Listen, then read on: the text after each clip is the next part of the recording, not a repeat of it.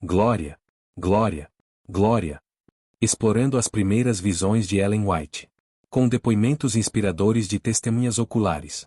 Por Kevin L. Morgan. Introdução. Glória, glória, glória. São palavras que Ellen White muitas vezes proferiu exuberantemente ao entrar em visão ao receber vislumbres maravilhosos de glória. Mas qual foi a fonte das visões? 5 explicações gerais foram oferecidas, mas apenas uma delas se encaixa em todas as evidências.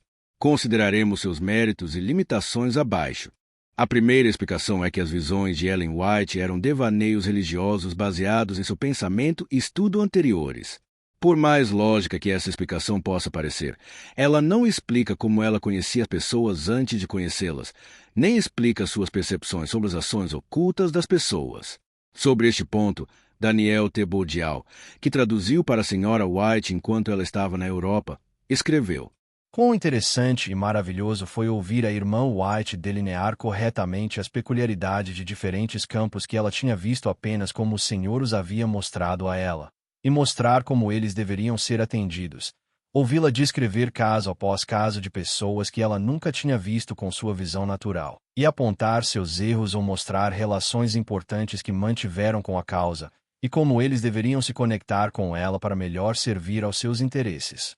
Como tive uma boa chance de testar o assunto, tendo estado no local, e sabendo que ninguém havia informado a irmã White sobre essas coisas, enquanto servia como intérprete, não pude deixar de exclamar: basta!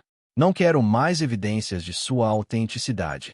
A segunda explicação é que suas visões eram o resultado de mesmerismo, agora chamado de hipnotismo, ou alguma outra forma de consciência alterada.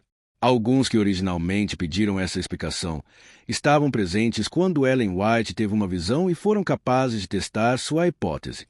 O Dr. Mary Gardner Kellogg descreveu um desses casos em 1853. A irmã White teve uma visão de cerca de 20 minutos ou meia hora. Quando ela entrou em visão, todos os presentes pareciam sentir o poder e a presença de Deus, e alguns de nós realmente sentiram o Espírito de Deus repousando sobre nós poderosamente. Estávamos envolvidos em uma oração e reunião social no sábado de manhã, por volta das 9 horas. O irmão White, meu pai e a irmã White haviam orado, e eu estava orando na época. Não houve excitação, nem demonstrações. Imploramos fervorosamente a Deus, no entanto, que ele abençoasse a reunião com sua presença e que abençoasse a obra em Michigan. Quando a irmã White deu aquele grito triunfante de glória, glória, glória, que você a ouviu dar tantas vezes quando ela entrou em visão, o irmão White levantou-se e informou à audiência que sua esposa estava em visão. Depois de declarar a maneira de suas visões e que ela não respirava enquanto estava em visão, ele convidou qualquer um que desejasse fazê-lo a se apresentar e examiná-la. O Dr. Drummond, um médico, que também era um pregador adventista do primeiro dia, que, antes de vê-la em visão, havia declarado que suas visões eram de origem hipnotizante e que ele poderia lhe dar uma visão, deu um passo à frente e, após um exame minucioso, ficou muito pálido e comentou: ela não respira. George E. Butler, cujo pai se tornou adventista quando George era apenas uma criança, resumiu que muitos testemunharam durante as visões de Ellen White. Por quase 30 anos, essas visões foram dadas com maior ou menor frequência e foram testemunhadas por muitos, muitas vezes por incrédulos, bem como por aqueles que acreditam nelas. Eles geralmente, mas nem sempre, ocorrem no meio de sessões fervorosas de interesse religioso, enquanto o Espírito de Deus está especialmente presente, se é que aqueles podem dizer quem está presente. O tempo que a Sra. White está nessa condição variou de 15 minutos a 180. Durante esse tempo, o coração e o pulso continuam a bater, os olhos estão sempre bem abertos e parecem estar olhando para algum objeto distante, e nunca estão fixos em nenhuma pessoa ou coisa na sala. Eles são sempre direcionados para cima. Eles exibem uma expressão agradável. Não há aparência medonha ou qualquer semelhança de desmaio. A luz mais brilhante pode ser repentinamente trazida para perto de seus olhos, ou fintas feitas como se para enfiar algo no olho, e nunca há menor piscadela ou mudança de expressão por causa disso, e às vezes leva horas e até dias depois que ela sai dessa condição antes de recuperar sua visão natural. Ela diz que lhe parece que volta a um mundo sombrio, mas sua visão não é de forma alguma prejudicada por suas visões. Nessa condição, ela costuma falar palavras e frases curtas, mas nem o menor suspiro escapa. Quando ela entra nessa condição, não há aparência de desmaio ou desmaio, seu rosto permanece com a cor natural e o sangue circula normalmente. Frequentemente, ela perde a força temporariamente e se reclina ou se senta, mas outras vezes ela se levanta. Ela move os braços graciosamente, e muitas vezes seu rosto é iluminado com brilho como se a glória do céu repousasse sobre ela. Ela está totalmente inconsciente de tudo o que acontece ao seu redor enquanto está em visão, não tendo nenhum conhecimento do que é dito e feito em sua presença. Uma pessoa pode beliscar sua carne e fazer coisas que causariam grande e repentina dor em sua condição normal, e ela não notará isso pelo menor tremor. Não há nenhuma das caretas ou contorções repugnantes que costumam acompanhar os médios espíritas, mas calma, digna e impressionante, sua própria aparência impressiona o espectador com reverência e solenidade. Não há nada de fanático em sua aparência. Quando ela sai dessa condição, ela fala e escreve de vez em quando o que viu enquanto estava em visão, e o caráter sobrenatural dessas visões é visto ainda mais claramente no que ela revela do que em sua aparência e condição enquanto está em visão, pois muitas coisas foram assim relatadas que era impossível para ela conhecer de qualquer outra maneira. Um transe hipnótico não explica esses fenômenos.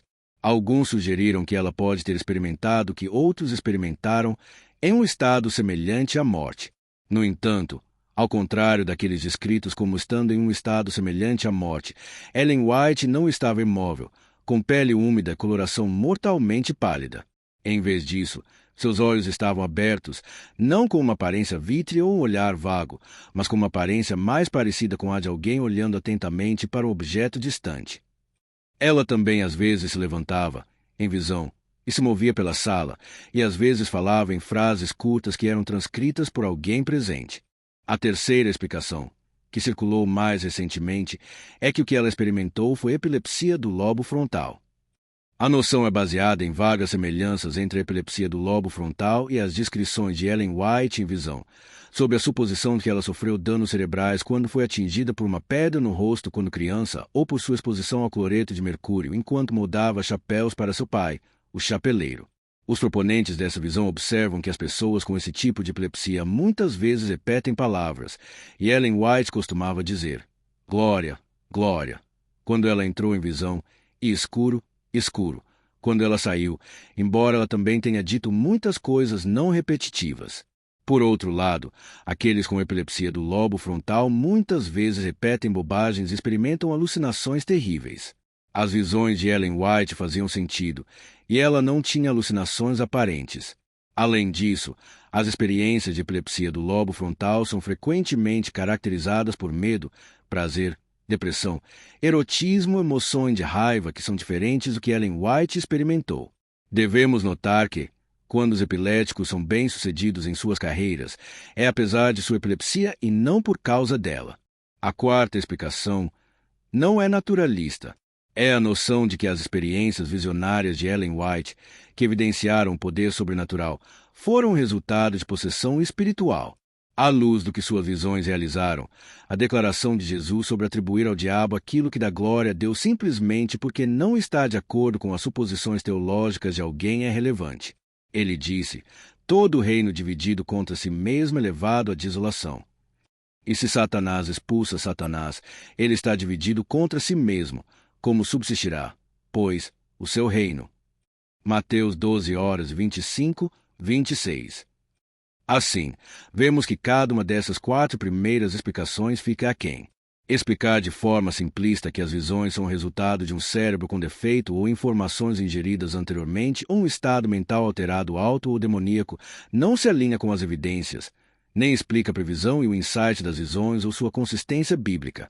Não poderia ser que as visões eram o que Ellen White reivindicou para elas, mensagem de conforto, correção e instrução dadas por Deus? Veja 1 Coríntios 14:3. Se você tiver interesse em ler mais deste livro em português, solicite nos comentários.